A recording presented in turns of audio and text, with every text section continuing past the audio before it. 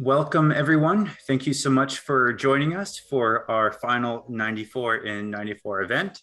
So we can see that people are continuing to join. So we want to welcome you. I'd like to begin by acknowledging that I'm joining you from Treaty 1 territory, the lands of the Dene, Ojibwe, Ojibwe, Dakota, Cree, and the homeland of the Métis Nation. I also want to acknowledge those that are joining us from every treaty territory, every unceded territory across Turtle Island. We acknowledge and respect the treaties of each nation on whose land we are gathered from today. Gitchimigwech. So with that, we're going to begin. This is our wrap up to the 94 and 94 campaign. Thank you everyone for joining us. We're going to begin the event in a good way with a prayer from Elder Cathy Mallett. Thank you, Jimmy. Anine, hello. My name is Cathy, and my spirit name is Northern Lights Woman, and I'm of the Wolf Clan. I'm Anishinaabe. I'm a member of the Fisher River Cree Nation here in Manitoba, but I've lived in the city, I would say, most of my life, and my home is here in this city, which used to be, a long time ago, over 100 or so years ago, the Red River Settlement, which was the home of many Métis people and also First Nation people. I'd like to acknowledge this eagle feather here that I have in my hand. I was given not this particular eagle feather, but many eagle feathers amongst this one over the years. And for a lot of the work that I have done in Winnipeg, in our community, in the Aboriginal community here in Winnipeg. And we have also asked our elders who were there before us, before me, to help us with the work that we had to do here in the city. And the elders were always there for us.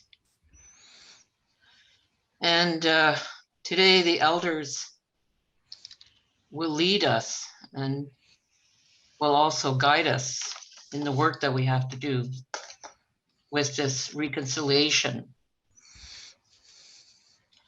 And also they'll guide us, our allies that work with us, the people that come from many other nations, they will guide us all. I also want to ask our Creator to guide our young people like yourselves who are learning about our ways and who are learning about the spiritual part of our ways. These are things that we don't always bring into our lives. We forget to pray a lot of the time. And I ask our Creator to remind us that we need to pray much more often, and to pray for the good things in our lives and to help us in our lives, and to help our young people, to guide them and to help open their hearts, not only to think from the head, but to think from the heart, and to help us as we listen. And we also listen to all of our allies and the people who want to work with us, listen to them and guide them as well. Thank you.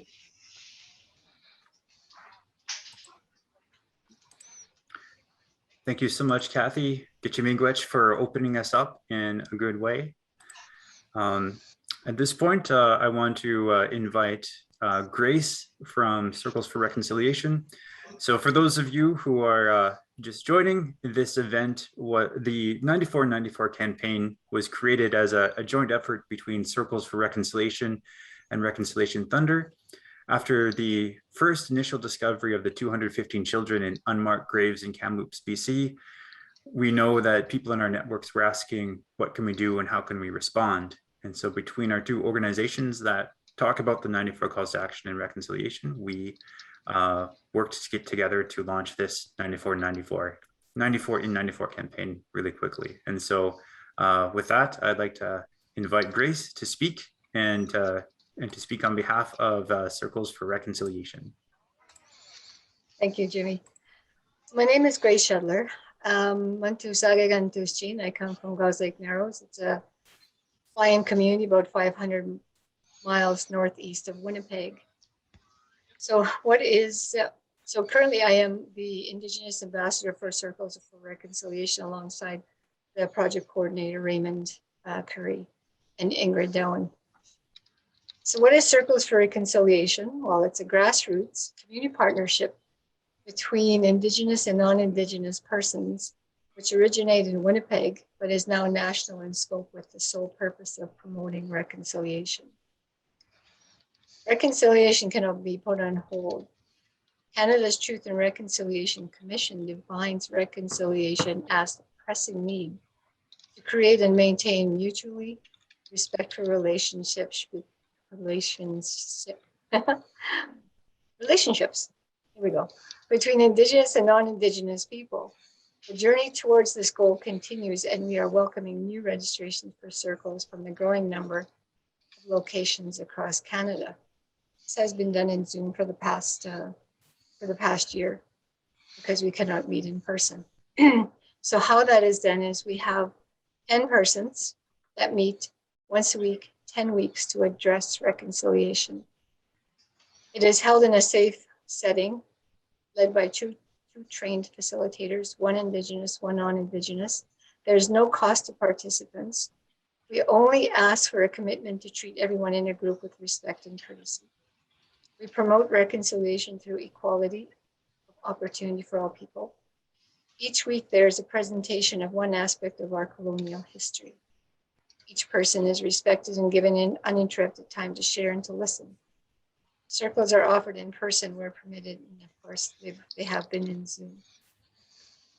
When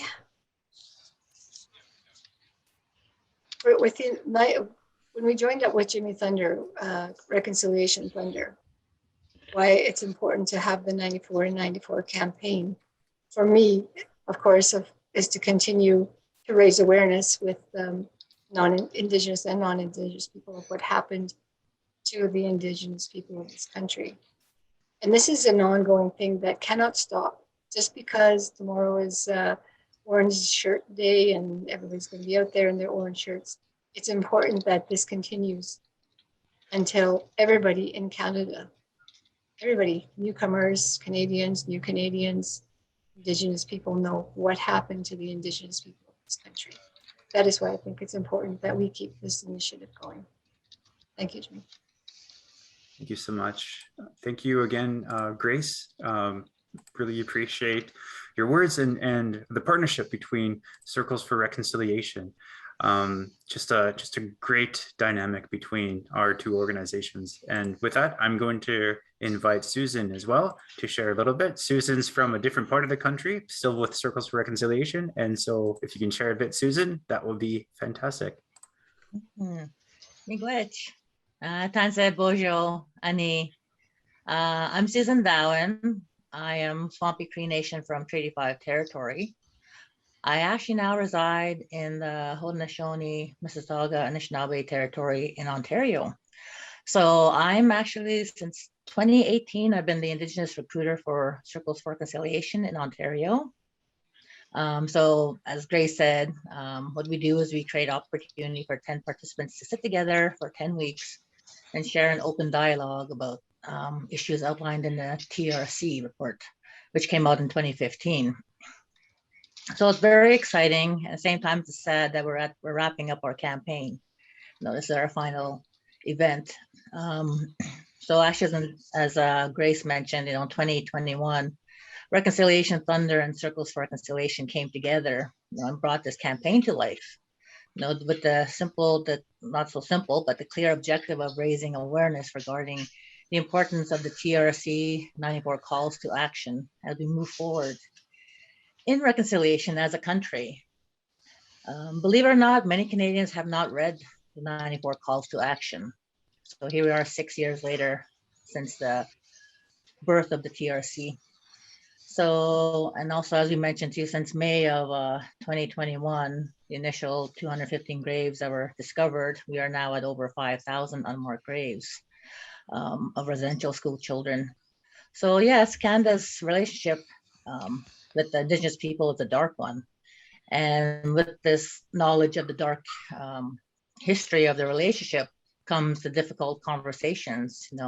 How do we engage in discussion that has so many challenges of learning more truths of our relationship in Canada? And so it's through initiatives such as Reconciliation Thunder, this campaign, and Circles for Reconciliation circles that such urgent and needed discussions take place. So that's more what we do down here in Ontario.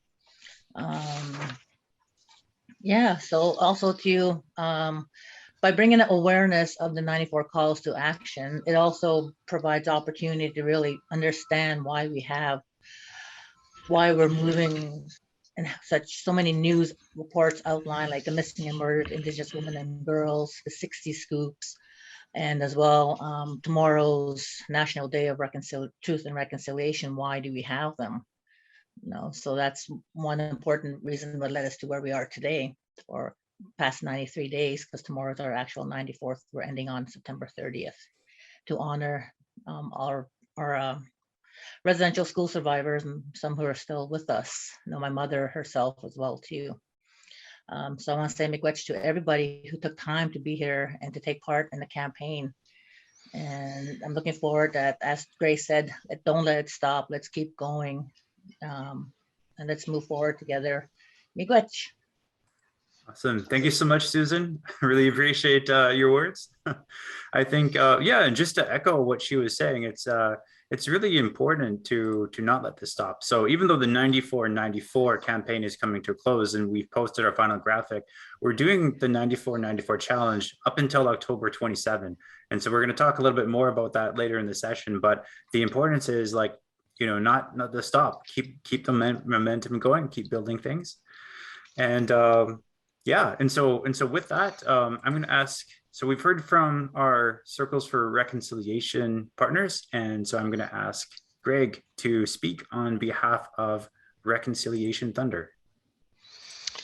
Thank you, Jimmy. My name is Gregory Nioboli, and I'd really like to welcome all of our guests today joining us to celebrate our 2021 94 and 94 campaign.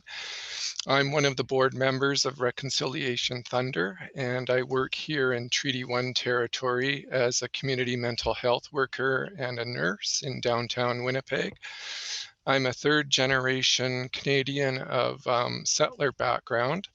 My grandparents were displaced World War refugees from the Eastern Europe area. Their immigrations to Canada were largely sponsored by churches, and they settled as farmers in the area of Swan River, Manitoba, and Treaty 4 territory. My own personal journey with reconciliation, I think, began largely in part of the work of the Truth and Reconciliation Commission. And I remember sort of an advertising or a media campaign in those days with the phrase, "We are all treaty people." And that really sparked my thinking. And at the time, I was also working with First Nation communities in northern Manitoba at Keewatin Community College, which subsequently became University College of the North. I worked with elders and staff and members of Opaskwayak Cree Nation and many other member nations of the Swampy Cree area. And recently in my journey, I've been a participant in Circles for Reconciliation, as well as my work now with Reconciliation Thunder.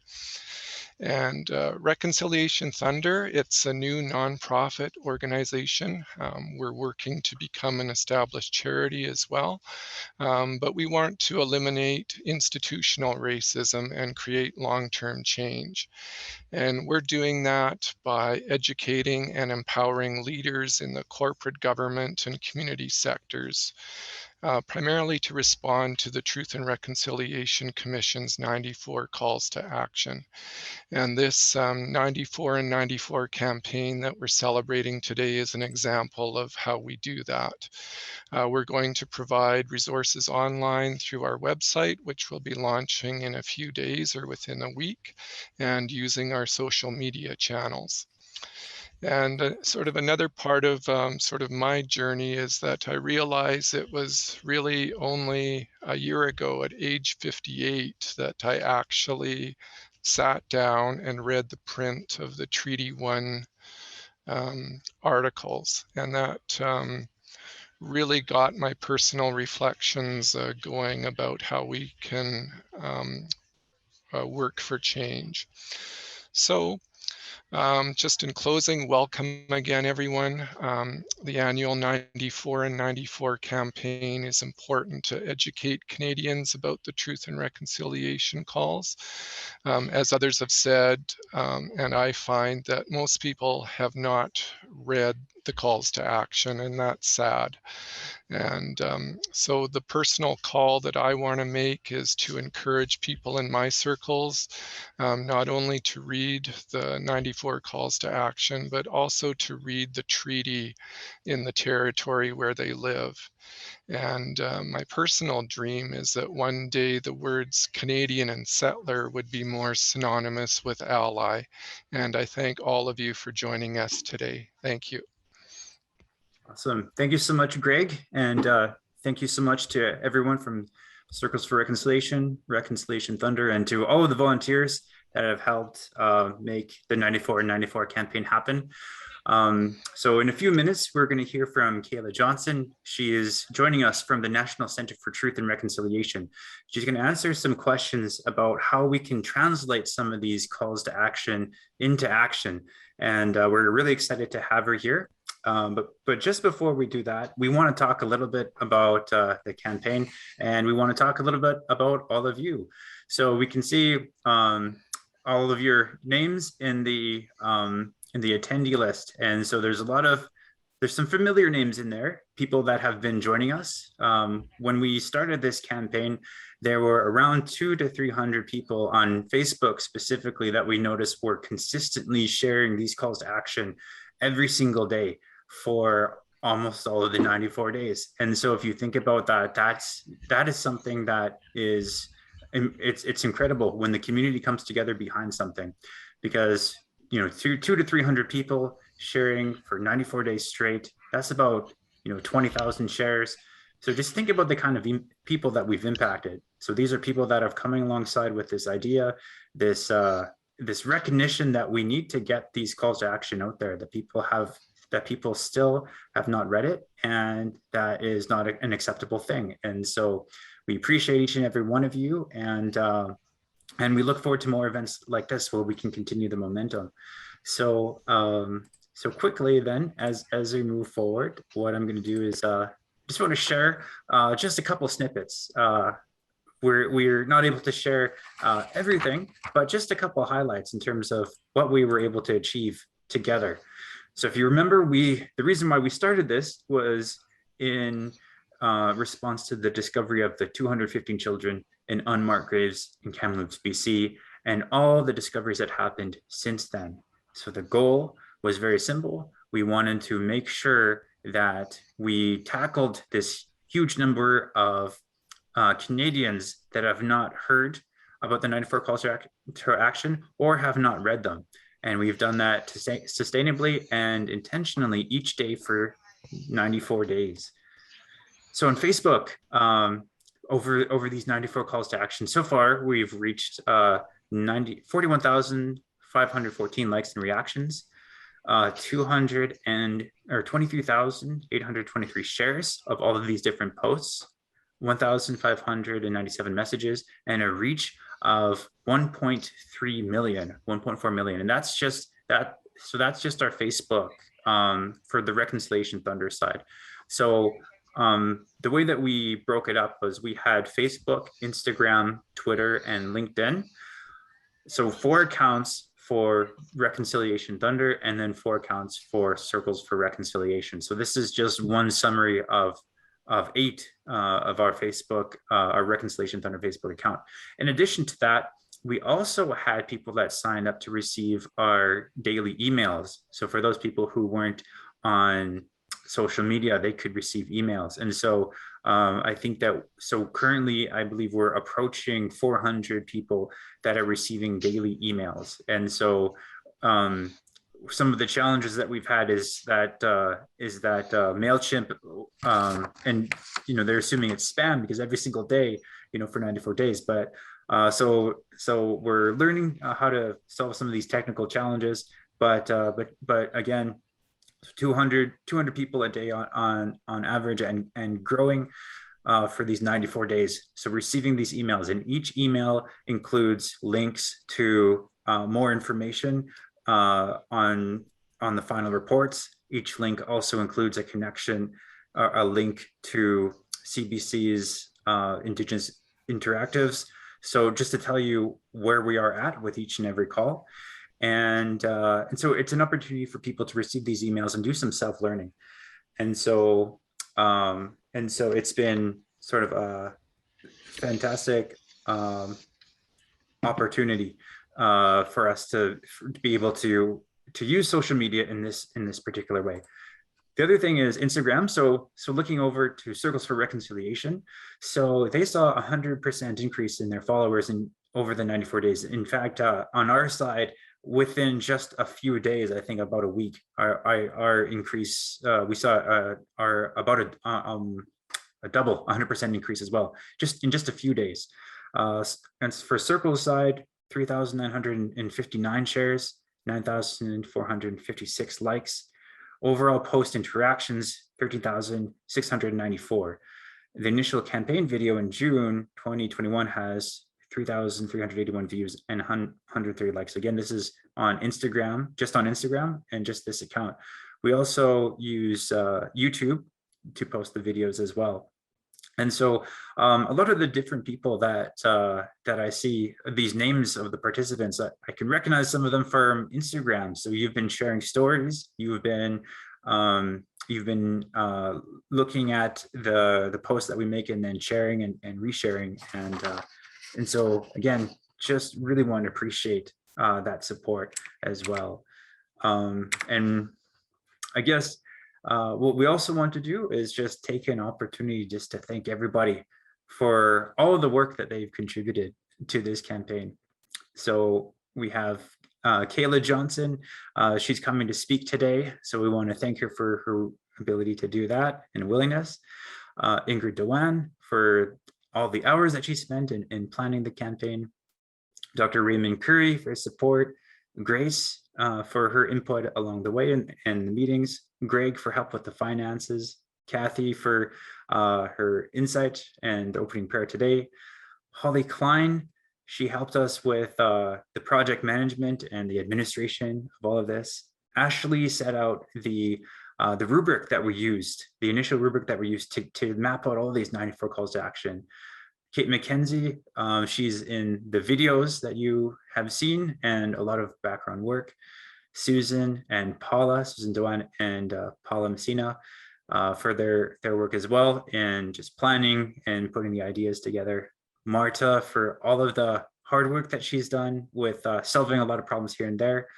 Larissa Blumenshine, so all of these graphics that you've seen, the 94 different graphics, those were all designed by Larissa. She's a professional graphic designer, and she was able to she was willing just to do all of the graphic design for free, and so we appreciate that volunteer. Chris was one of the people that were doing the post every single day. So the administrative work of ensuring that that happens. Emily Simon, the same thing. Kaylee was one of the people that are instrumental from the very beginning in helping us get started. She has professional project management experience and so just provided the much needed insight to put some structure to the campaign.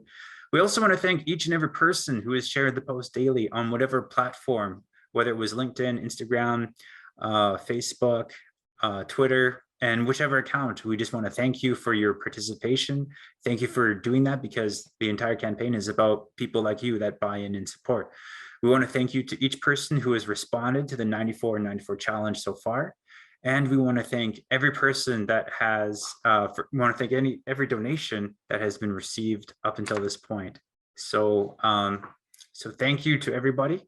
And so in regards to the 94 challenge, I mentioned before that we are transitioning away from the 94 that's coming to a close, but we are talking about the 94 challenge now, for that's going on from now until October 27.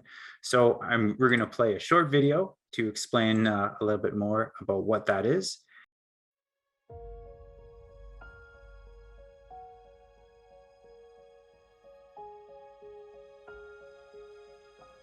Hi, I'm Jim Thunder from Reconciliation Thunder. And I'm Kate McKenzie from Circles for Reconciliation. We want to take this moment to invite you to share a short video reflecting on how you've interacted with the Truth and Reconciliation Commission's 94 calls to action, and to share any concrete action that you're going to take this coming year. So this can be a short video, just 1 to 2 minutes. You can record using your iPhone, your Android, or a camera. And in this video, we just want to ask 4 things. Tell us who you are. So tell us your name and what organization you're from. Tell us where you are. Tell us what province you're from and what treaty territory you're from. Tell us how you've reflected. Tell us how you reflected on the 94 calls to action. And tell us what you'll do. Tell us what concrete action you're going to take in the coming year. You can share these videos with us on social media, tagging Reconciliation Thunder and Circles for Reconciliation, and share them with us on email to info@reconciliationthunder.org. Use the hashtag 9494 or the hashtag 94 and 94 challenge. Lastly, we just want to say thank you so much for following the campaign and sharing our posts and helping us raise awareness of the Truth and Reconciliation Commission's 94 calls to action. We're really excited to see these videos, and we look forward to hearing directly from you. Thank you so much for your support. Kichimigwet. Anin, bonjour. My name is Catherine LaGrange, and I'm the Volunteer Director for the 60 Scoop Legacy of Canada. We are a national peer support and advocacy organization formed for survivors of the 60 Scoop. I'm an adoptee from Winnipeg, and my family comes from Crane River First Nation. Today I come to you from Winnipeg, Manitoba, the heart of Treaty 1 and Dakota Territory. In May, like many of you, we were devastated to learn of the 215 children's remains found in unmarked graves at the former Kamloops Indian Residential School. This year, the 94 calls to action of the TRC become especially important as more children's remains are located at former residential schools across the nation.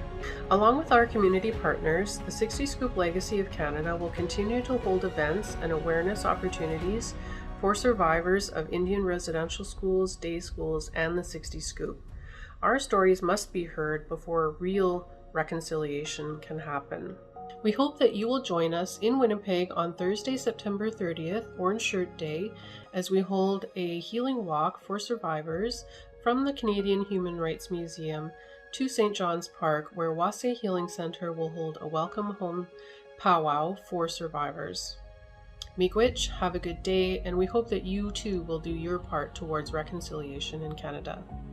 Hi, I'm Jeremy Martini, president at Horizon College and Seminary in Saskatoon, Saskatchewan, which is on Treaty 6 territory and the homeland of the Métis. We've been part of the 94 and 94 calls to action campaign, working with Reconciliation Thunder, and and it's been a real eye-opening and a important journey, I think, for us institutionally and me personally as well. There's a couple of things as I've reflected on the 94 calls to action that have helped me to see this in different lights, in a couple of different ways.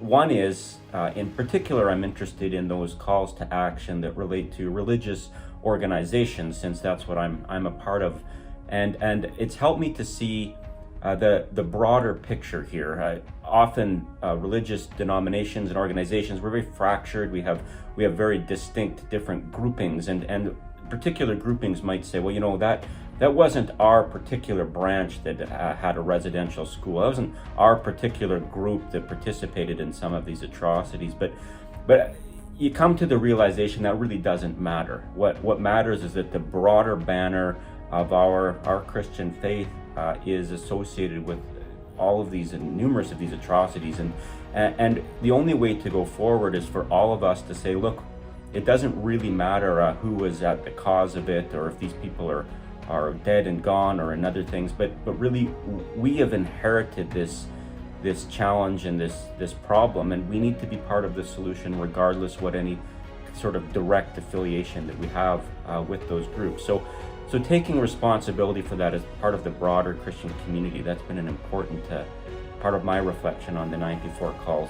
Another one is the recognition that the 94 calls themselves are really just executive summaries of such much larger works, thousands of pages.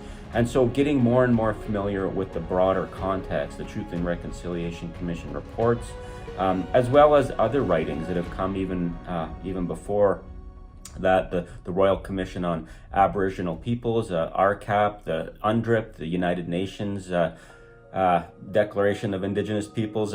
These other documentations that are out there provides a much broader language and a much broader context for what the 94 calls are all about. So these are two of the sort of reflective takeaways that I've taken. As I think about the year ahead and how we're going to go forward, there's a few ways that we institutionally are doing this. One is we're continuing the video series we started with Andrew and Jimmy Thunder, and helping really to bring a path for those of us in religious organizations toward reconciliation and reflecting on the 94 calls and other matters. So we're going to continue that, wrap that up this fall. In addition, on September 30th, as part of the holiday, what we're doing, we're having a collective worship service. We've invited an Christian Indigenous leader to come in and lead us in this, in a corporate worship service involving our staff, our students, all together. And then the following day, on October 1st, we have a professional development day set aside then for our staff with this Indigenous leader to help inform us and better educate us as part of the calls to reconciliation. That's something active we can do. Additionally, we run a Indigenous ministries course and with Indigenous leaders teaching and for future leaders. But we're going to, this year, we're going to be recording that, making it publicly available as well as an opportunity for others to gain from this perspective and education. So a few things going on this year, but really grateful for the opportunity to be part of this process and really encourage other organizations to take advantage of this time in our history to get better informed, better educated, and find better ways and paths forward for our reconciliation of all peoples in Canada. Hi, my name is Kayla Johnston, and I am excited to respond to the 94-94 challenge. I'm the founder of Refine, proudly based out of Treaty 1 territory, Winnipeg, Manitoba. My reflection on the 94-94 campaign starts with a thank you to the entire 94-94 team and its volunteers for all of their hard work and effort in designing and executing a successful educational campaign we all needed right now. For me, the campaign illustrated two important things. First, the daily digestible pieces of information provided perspective into the sheer amount of important work that needs to be done, and that this work cannot be achieved in one day. It cannot happen in 94 days. Rather, it has to happen with us being conscious of this each day as we make decisions in our homes and our workspaces. Second, it highlighted the role of the individual. Although many of these calls to action call on governments and institutions, it starts with us as individuals. We all have to do our part in understanding how we each can contribute to the path towards reconciliation. It is the only way we will be able to break down those bigger walls of institutional racism and find a better Canada. So what am I doing? Well, there's 2 commitments that I'm making this year. First, I'm committing to continuing to educate myself on reconciliation. I'm going to continue to build meaningful relationships and uncover my own unconscious biases in order to overcome them. My second commitment is inspired by Call to Action 92. As I build my own business, I'm incorporating a reconciliation framework into its foundation. This includes being conscious of the policies of other organizations and leaders that I choose to work with. Thank you for your time. I encourage you to take on the 94-94 challenge, as I'm excited to hear what you took away from the campaign and what commitments you're going to make as we move forward. Kind regards, Miigwech. So these are some examples of what we're talking about when we talk about the 94 in 94 challenge. So this is what we're transitioning to between now and October 27. And so as we are talking about you know how to respond, you know, some people might find this challenging, you know, to make a video or to make a recommendation or to make a commitment. So we're going to talk a little bit about that, and so that's why we have Kayla Johnson here.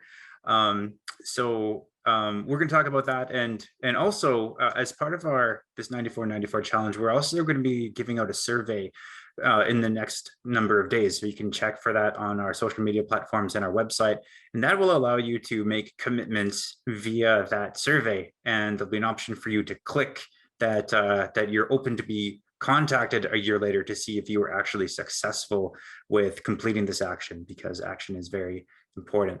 So with that, I'm going to welcome Kayla Johnson. Kayla, thank you so much for joining us today. We're super happy to have you here. For everyone here, Kayla Johnson is from the National Center for Truth and Reconciliation. She's in the Education Department, and she was also involved with the gathering of statements during the work of the Truth and Reconciliation Commission. So we're truly honored to have you here, Kayla. And so as we start, I just wanted to give you a platform just to talk a little bit about yourself and about the work you do for the National Center for Truth and Reconciliation. Well, thank you very much for having me. So I'll give you a little bit of background about myself before I move into the work I've done previously, as well as the work that we're currently doing at the Nctr. So I'm a member of Ojibwe First Nation, which is located in Saskatchewan, but I grew up here in Winnipeg. I am of mixed heritage. On my mother's side, it's Saulteaux, it's Cree, it's Métis. On my father's side, it's English Isles, as well as what's currently Ukraine. And I'm an intergenerational survivor. So my mother attended residential school, as did her siblings, as did her parents and extended family. And that was both in Saskatchewan as well as Alberta, Crowfoot, Maryville, and Round Lake, just being a few of the schools that we're connected to. Now, as you had mentioned, I was a statement gatherer for the Truth and Reconciliation Commission. So I started off as one of the first 20 or so that were trained prior to the first national event that was held here in Winnipeg in 2010. And then I remained with the commission as a statement gatherer, as well as equipment coordination, engaging in a number of communities, doing one-on-one statements, as well as engaging in the national events. So there are 7 national events held across Canada, starting here in Winnipeg, followed by Halifax, Inuvik, Saskatoon, Montreal, Vancouver, and Edmonton. And then the ones that I unfortunately missed, I missed Halifax and Inuvik and Montreal, but I attended the others, and I'll say that they were really great events, not only for spreading awareness and education, but connecting with students, as well as connecting with survivors and families, and gathering that story and that history from those communities. When the TRC closed its doors, I moved over to the National Center for Truth and Reconciliation, where I first worked as a community engagement coordinator, where in 2015, we traveled across Canada, visiting communities and survivors to ask them what were their hopes and aspirations for the National Center, as well as to determine what do we do with the materials and statements and everything we collected. In 2018 and 19, we went across the country again, this time for a different purpose.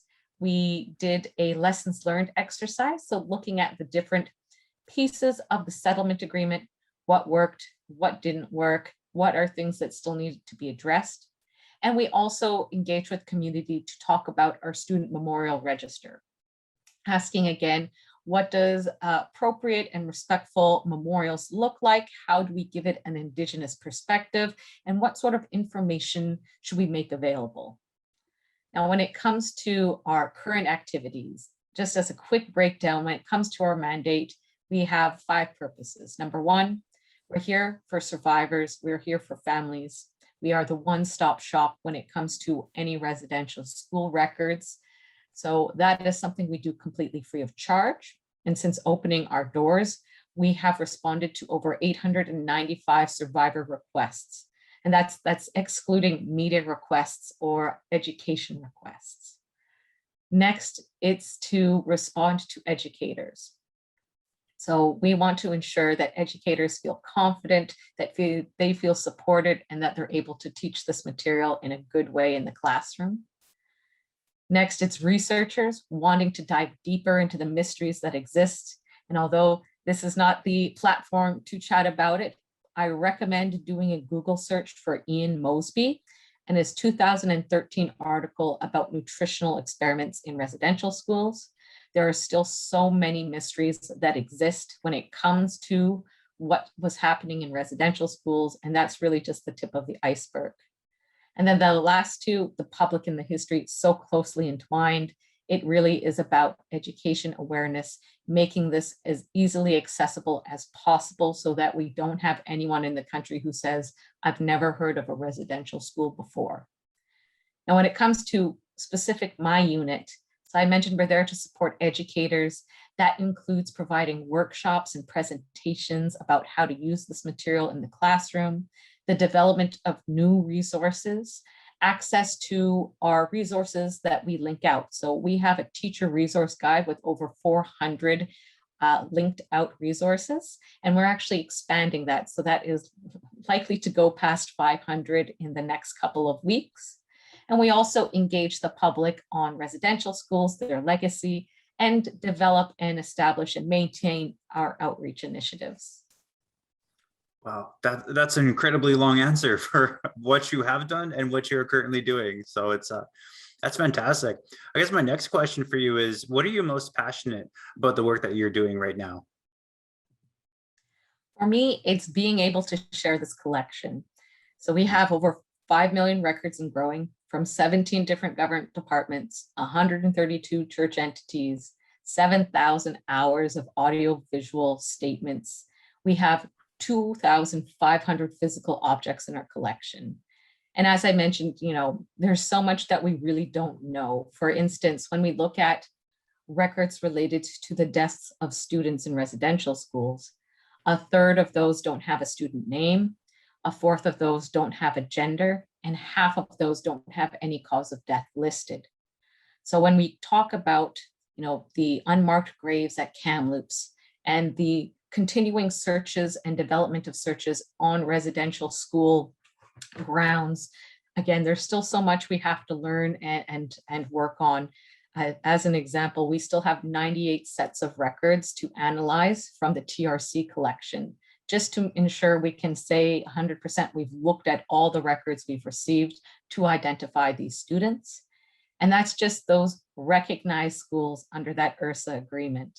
And just to throw out some more numbers, there are 141 recognized residential schools in Canada under that agreement, 5 other schools recognized in Newfoundland and Labrador under their separate agreement, but there were over 1,500 institutions put forward for recognition. So you can see it's just a drop in the bucket, with the majority of those being rejected because they were run solely by the province or territory.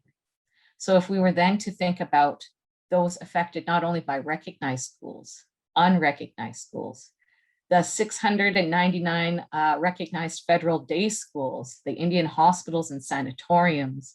I always say when you look at a map or any statistic, it's really the lowest based estimate. The reach of these colonial systems is much greater than we expect. And I suppose it's part of the genealogist in me that the records we have are often the only thing left to speak on behalf of those who've passed on. We're really lucky at the center that we have those paper documents from the governments and churches, but we know abusers don't create records of abuse. So we have our survivor statements, which then support those experiences they had. And we have a finite time with our survivors. Eventually, they will all be gone. And these records and statements are what's there to share their story. So for me, that's my passion, is sharing those stories. Wow, what incredible, meaningful work. Thanks so much for all you're doing.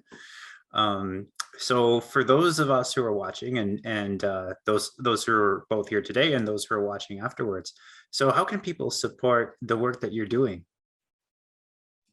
Very good question. There are a number of different ways that you can support the Nctr.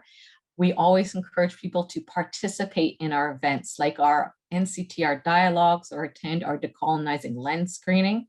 Those are also virtual events so people can watch and participate from home. So that's when we hold special discussions with guests on topics like different perspectives about the calls to action, how to support our urban Inuit relatives, or examining our relationship to treaties. And with our film screenings, we show a film for free. We invite those individuals who were part of that production, as well as other academics, survivors, knowledge keepers, and guests, again, to talk about the topic of the film. Now, outside of participation, donation to our center to support programs like our Imagine a Canada Youth Initiative or the Name Queen Namak, I Remember Them Community Support Fund. So if you're looking to support communities who are starting to look at how they want to take care of the residential school cemetery site or memorialize the students who attended, this fund is there to support communities to host gatherings, hold ceremonies, erect memorials, and take care of those cemetery sites. And then, lastly here, just a couple more plugs. You can participate in Truth and Reconciliation Week. So just a reminder for those, and I'll say it again right at the end, but wear your orange shirt tomorrow, display orange in your home for that first formally recognized National Day for Truth and Reconciliation, and tune in to our broadcast specials. Tomorrow we have Reconciliation and Me airing at 11 a.m. Central, Eastern, and Mountain Time on APTN, and then a national broadcast called National Day for Truth and Reconciliation, which is going to be streamed on APTN, CDC, CPC Gem, EC Tele, EC2 TV at 8 p.m. local time, and then 9 p.m. Atlantic and 9:30 Newfoundland time. Awesome. Thanks so much, Kayla. And so for those of you who are watching both now and live, this is going to be shared and posted. So share this video and continue to get these plugs out there so that people who are looking for ways to help, they can find their ways to help and their ways to contribute. So thank you so much, Kayla. We're going to transition now into talking about the 94 in 94 challenge. So, so this can be a challenge. Basically what we're doing is we're asking people to create short videos, 1 to 2 minutes. They're going to first tell us who they are. Secondly, they're going to tell us where they are, where they're from. Third, they're going to reflect on the 94 calls to action. And lastly, they're going to make a commitment. They're going to talk about what they're going to be doing in the next year. And so this is a pretty big challenge for some organizations and for some individuals. And so some people can get stuck. So let's talk about that a little bit. The first question that I have for you, though, is one of the reasons why we're doing this in the first place. And that question is, why is concrete action so important in the context of truth and reconciliation? So in the TRC's final report, they talked about what reconciliation was, and I'll tell you, depending who you ask, you're going to get a different definition, and that's also a good thing. When it came to keys to reconciliation, they said we need to repair damaged trust, and that can take a variety of forms, from making apologies, providing reparations, and that big piece, taking action for real societal change. Because without action, we have empty promises. And because I love film and I hosted the Colonizing Lens series, I'm going to recommend folks check out Colonization Road by Michelle St. John, starring Ryan McMahon. You can get it for free on CBC Gem. Now, the reason I bring this up is they have this really great scene where they're interviewing an elder and they're talking about action. And the elder explains that if you and me, Jimmy, if we were dancing and you stepped on my foot and you apologized and changed your actions, we can go about dancing again. But if all you did was apologize and continue to stand on my foot, we're going to have a problem. So I've seen a number of articles and individuals express frustration these days, saying that reconciliation is dead, saying that it's been so misused that it doesn't mean anything anymore. It's become an empty promise. And the problem is, it's a very real criticism. If we take a look at what's happened in this country lately, if we look at recent news, things like the Wet'suwet'en land rights or Mi'kmaq treaty rights, and the lack of action we've seen. So we've had 6 years now with the calls to action, and depending on where you get your information, where you source it, there's anywhere between 7 and 13 calls that are considered, complete. But it's entirely possible for those to fall away if the governments and organizations do not continue to support, as that TRC definition of reconciliation is an ongoing process of maintaining or establishing and maintaining a respectful relationship. So if we don't follow through with the promises we make, we will continue to have distrust. We will continue to have a rocky relationship. Absolutely. And that's another reason why we're transitioning into this 94-94 challenge. So now we have 94 days where we've been sharing, we've getting exposure. There have been people who are learning about these calls for the first time.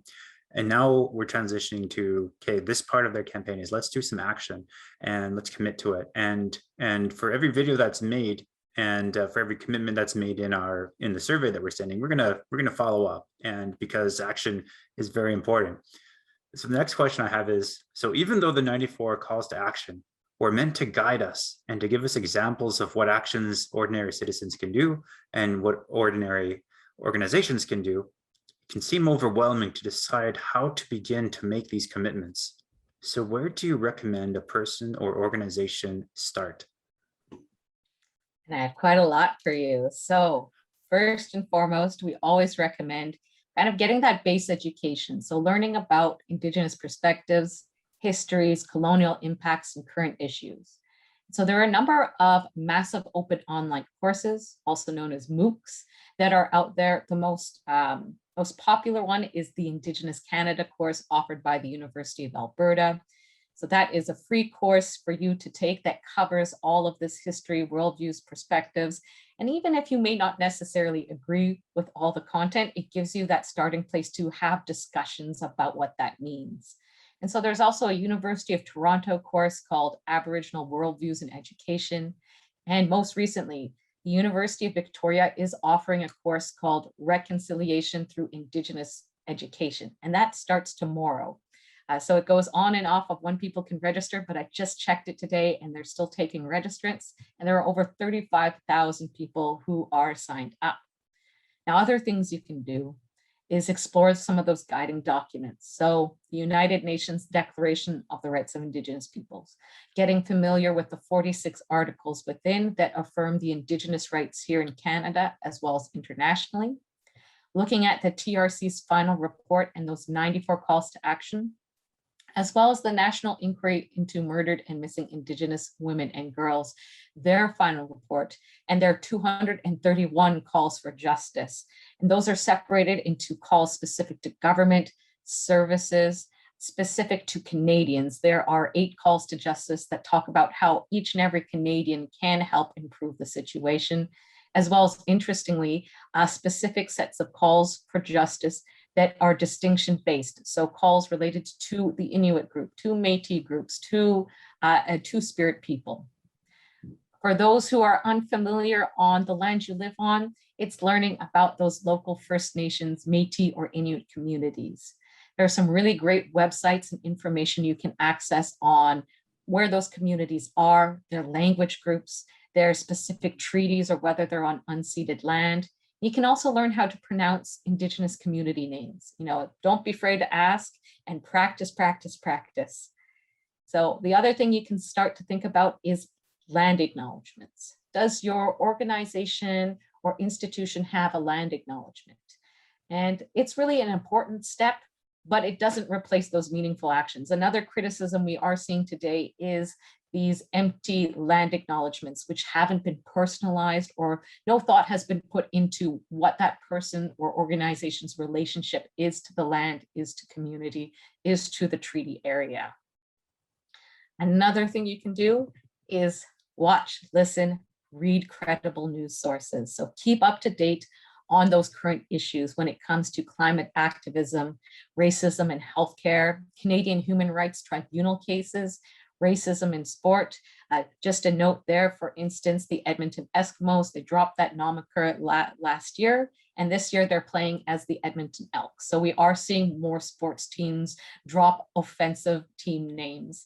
Here in Manitoba, for instance, I believe the Nipawin Natives are now the Nipawin Warriors. So addition to this, reading books, watching films. So there are great sets of books that you can find online. CBC has a list of 48 books that are important reads for this time of the year. It's things like The Inconvenient Indian by Thomas King, or Warrior Life by Pam Palmader, or for instance, 21 Things You May Not Know About the Indian Act by Bob Joseph. Now, as I mentioned, I love films. In a couple of weeks now, Imaginative is going live October 18th to the 24th. So if you're looking for some great Indigenous films that you can watch from home, you can buy the community pass and tune in. And there are a whole host of films that you can watch, from We Were Children to Indian Horse. Any one of Alanis Obomsawin's films are wonderful. They're all available for free on the National Film Board website.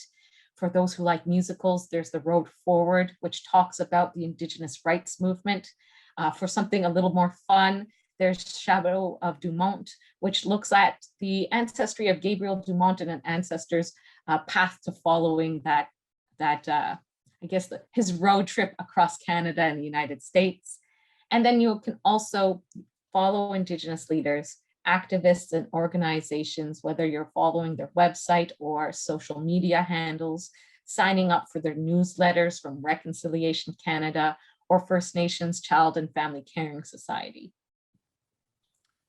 All right, thanks so much. So everyone, as you're thinking about how to respond to this 94 challenge, again, this video is recorded.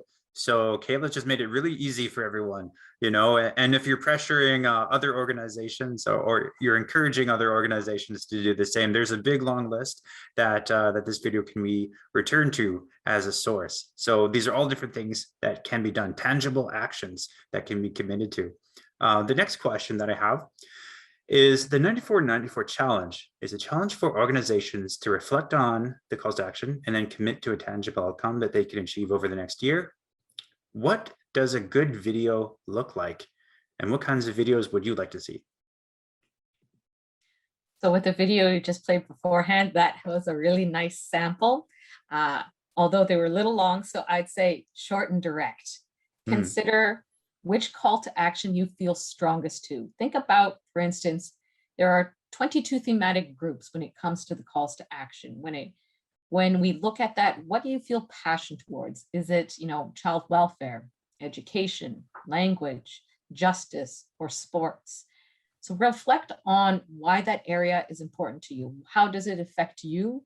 And think about, for instance, where you need to see change. Find that call to action that sticks out to you, and consider what you can do specifically as an individual and what you can do as a group together.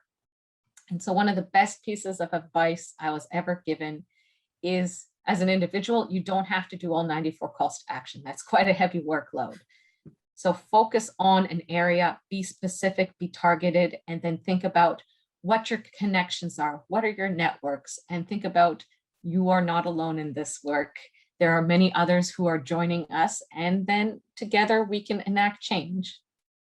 Wow, and that ties really well to my next question in regards to networks. So how should Indigenous voices be honored when people and organizations are making commitments in relation to the 94 calls to action? Very good question. And I'm going to connect it to a document that people can access online called Amnesty International's 10 Ways to be an Ally. So in this document, they talk about that allies, they need to remember that even with the best intentions, they may accidentally or unconsciously be causing harm to a community. And so what allies need to do is they need to listen. So listen and follow communities, as well as center stories around communities. So think about who do you need to connect with within the community, whether it's elders, those knowledge keepers. Ask what the community needs. A really good example I'll give is that during the wintertime here in Winnipeg, there were some very nice, Good Samaritans who were handing out bottles of water to the houseless community, but it's -40 below. And so they have no place to store that water. And so they just had frozen ice blocks. So that's something to consider, is ask directly the community, what do they need, and how you can support them. So when doing this long-term work, it's about building those strong relationships and making sure that it's Indigenous led. So a big part of that is also amplifying Indigenous voices. So you should share those messages out with your networks in the words that have been given to you. So without those alterations. And also to recognize that solidarity is only meaningful if it's substantive and not performative. So that means showing up to support the community with your presence alone is the baseline. It's not the end game. It's kind of that first step. Awesome. So I got 2 more questions for you, and then we'll open it up to the floor. If there's any questions, just type your questions into the chat box, and you guys can get started even as we're answering these last 2. So what do you think might be the fears, concerns, and hesitations related to doing a video like the one proposed in the 94 in 94 challenge? So for me, what kind of stands out is the fear of making a promise that you can't commit to or keep. So that might be one thing that prevents folks, Indigenous and non-Indigenous alike, to committing and creating that video and putting their name out saying, this is what I plan to do. So there may be big ambitions, but not enough time. So the recommendation is start small. So again, in that previous question, I talked about education, and as shared by that last individual in the video, they talked about, I dedicate myself to becoming more aware and educating myself, helping spread that awareness. So you can always expand your actions at the end. For instance, dedicate to more education and then build further. You never know what is going to come down that pipeline.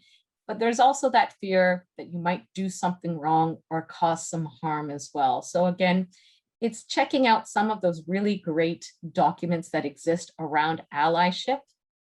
As I had already mentioned, there is the Amnesty International's document, but there are a number of others. There's a really good one called the Ling-Gahill's Ally Bill of Responsibilities that has 16 responsibilities for allies. And there's also the Montreal Network's pamphlet on how to be an ally for Indigenous communities. And so all of those you can find online, you can download. And from there, really, it's kind of the sky's the limit, but start small and grow. That's great advice. I think that, yeah, so our last question is, so who should and who should not respond to this challenge? Oh, easy question. Every person, Indigenous and non-Indigenous alike, has the responsibility to fulfill those calls to action. Now, when you read those calls to action, you see a lot of them are targeted at various levels of government or organizations. But even then, you can still engage with those by encouraging those empowered to act. So I'm going to just highlight my beautiful piece of jewelry right here. I don't know if people can read it, but it says Repeal, I think Repeal 43. And so that is call to action number 6. We call upon the Canadian government to repeal Section 43 of the Criminal Code. In short, that's our spanking law in Canada. So there has been a little bit of movement when it comes to this call to action. There had been a bill introduced in 2015. Unfortunately, it died in the Senate in 2018. And as of this September, Section 43 has not been repealed. Efforts to date have been focused on education and raising awareness when it comes to corporal punishment in the home. But as Murray Sinclair and the commissioners have said, corporal punishment is an outdated, antiquated means of disciplining children. If we look at what happened in the residential schools, corporal punishment really has no place in the schools or homes. So this is why I support repealing Section 43 of the Criminal Code and really letting people know that this is a very important issue, one that needs to be addressed. Great, thank you so much. And so we're going to do the live Q&A now. So we have one question from Cathy Mergranera. My apologies if I'm pronouncing that wrong, Cathy, but her question is, could Kayla give further info on how to find the course at the UVic starting tomorrow again? I can. I'm going to put the link in the chat where everyone can access it. Great. And so as Kayla's putting that link into the chat, thanks so much, Kayla. Good. Do we have any other questions? Anyone from the floor? We have 28 attendees here. Any further questions? If we don't have questions, I have more content for you about other ways to engage. That was just the education portion. Yeah, well, let's expand on that.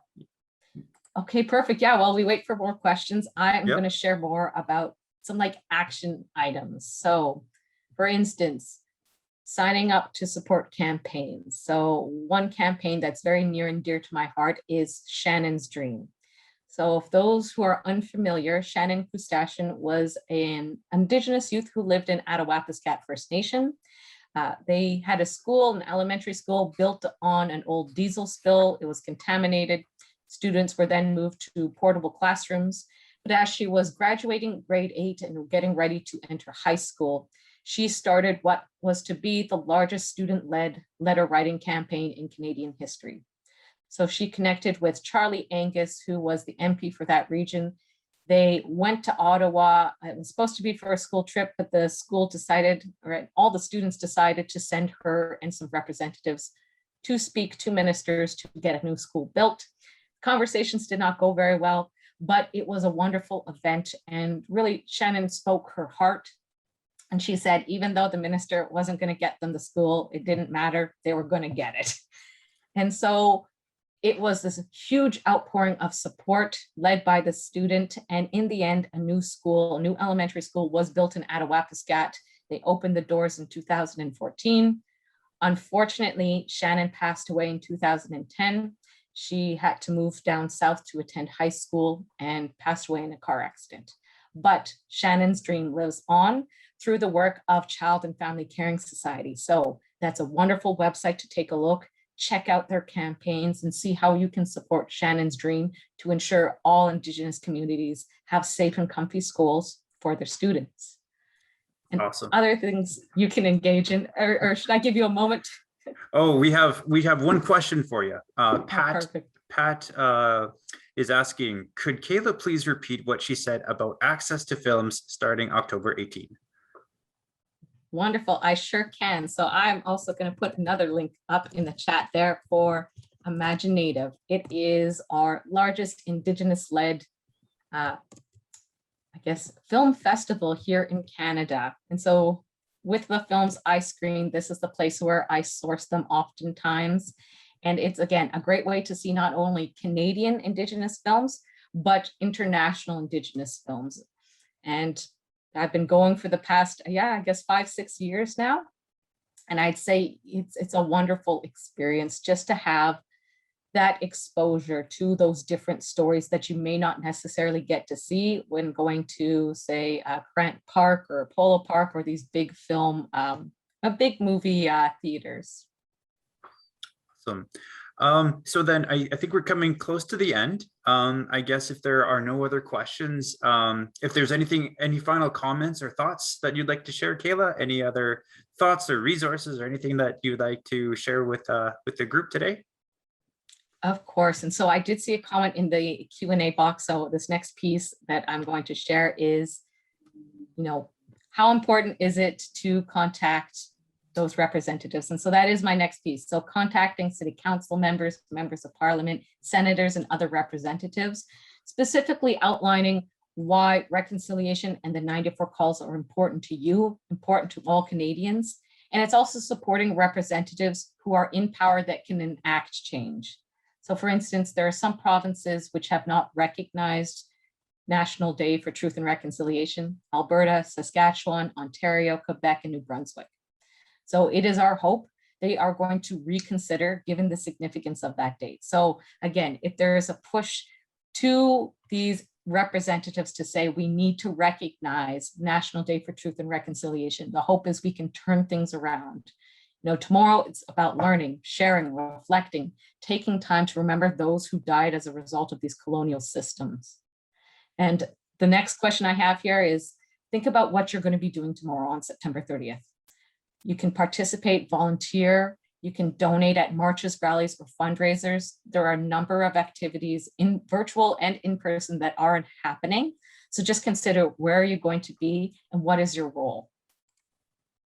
Great. Awesome. Thanks so much. And good catch, Kayla. I didn't see the Faye's question come in. So good. Faye got your question answered just in time. So great. So that's fantastic. Well, thank you so much for being with us, Kayla. And thank you so much for all the wisdom and the resources that you've been sharing with us. And for everyone watching, we just want to encourage you to respond to the 9494 challenge, and or to encourage your organizations to respond as well. So yeah, thank you very much, Kayla. As we wrap up, we're just going to talk about the ways that you can support this campaign and also the next steps. So yeah, again, thank you very much, Kayla. We appreciate that. So with regard to supporting the campaign, so those of you who are interested in supporting the campaign, as we talked about, we shared all the different people that have been volunteering to help and to make the campaign actually take place. This is a quick rundown. We won't get into this in detail by any means, but this is what the campaign has cost us. As you can see, quite a bit of this is through volunteers. So if anybody is interested in volunteering, you can see that the campaign, we're able to keep the cost incredibly low. And we have received about $500 in donations so far.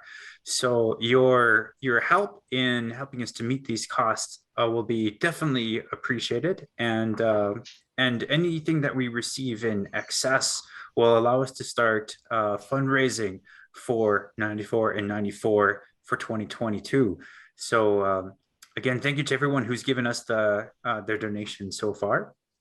For those of you who are interested in donating, there's 3 ways that you can. You can donate by check to Reconciliation Thunder, Inc. Send it to 3 Poston Crescent, Winnipeg, Manitoba, R2P0G6. And you could also send a donation by e-transfer to finance@reconciliationthunder.org. You can go to our website, reconciliationthunder.org, and just click donate.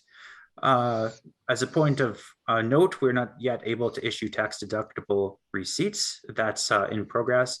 And as I mentioned, any excess donations will be used for 94 2022. So the interesting thing is about this current campaign is that we were able to launch it with, I think, about 3 weeks preparation in order to be able to start 94 days prior to the National Day for Truth and Reconciliation.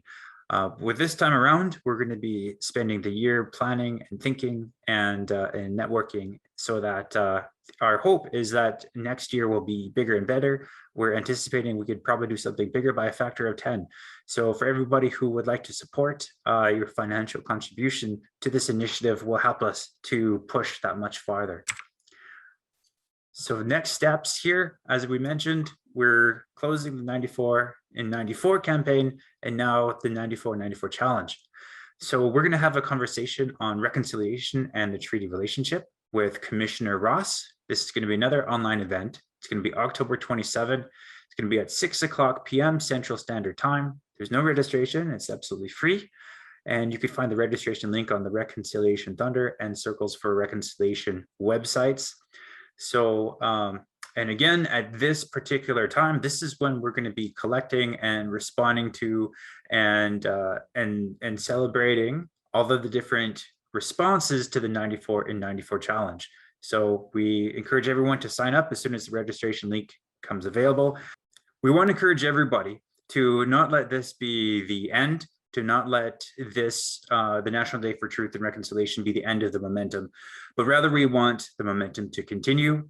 We want the attention on this issue to remain. And so we encourage you to use the 94-94 challenge as the mechanism to do that, to now take what we've learned and take this momentum to carry it on past the National Day for Truth and Reconciliation and transition it to become something that we can do and participate and respond to the entire year. So with that, we want to thank everybody for attending.